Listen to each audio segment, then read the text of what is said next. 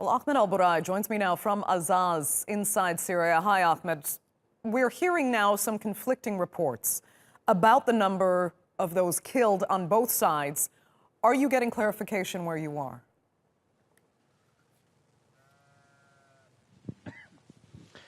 Well, Andrea, the fighting is still ongoing, and what we have in hand is the Turkish armed forces saying that they have 3 soldiers being killed during the fighting, the fierce fighting, in fact, on the 4th day on Tuesday. And we've been here on this beginning of the Bursaya, a mountain that has been taken by the Free Syrian Army and the Turkish army over there on Tuesday, the 4th day of the operation. The fighting was ongoing.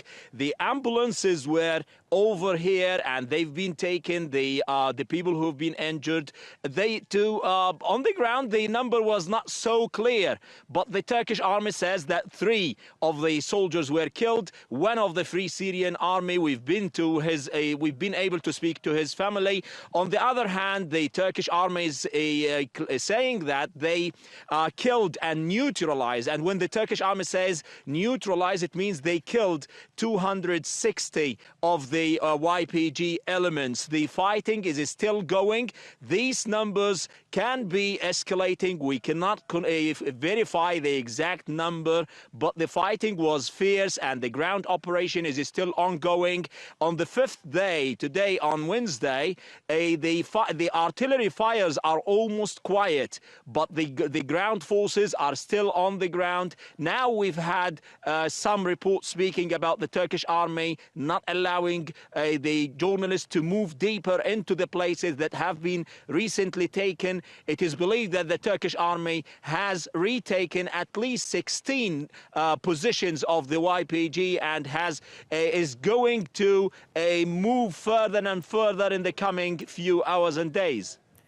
And Ahmed, the United Nations is now saying that some 5,000 people in Afrin district have been forced from their homes so far. What are you seeing on the ground as far as refugees are concerned?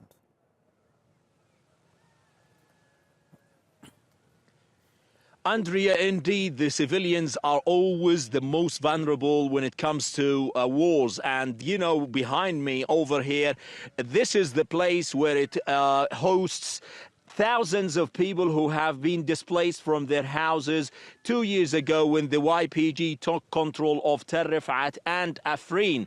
These people are over here. I had the chance to speak to some of the children who've been around me in the past few minutes, and they've told me that they never forget what happened 2 years ago when the YPG took their city, while they distorted the body of some of their neighbors and killed some of them publicly.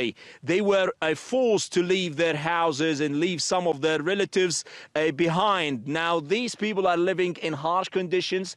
The newly displaced, or the expected to be displaced people, they will not have this luxury, if you will, the irony of the conditions here. These tents will be luxurious when it comes to the newly displaced people, because the YPG, according to the reports coming from inside Afrin, are not allowing them to move to these kind of places. They can just leave to the west, to the suburbs of Aleppo. They cannot move to these places because, according to the Turkish army, from the one hand, again I repeat, we did not verify these reports, then they're taking them as a human shields and they cannot move to these places. They just can go to the suburbs of Aleppo. The fighting is still ongoing, and these people are expected, according to the UN, to leave by hundreds.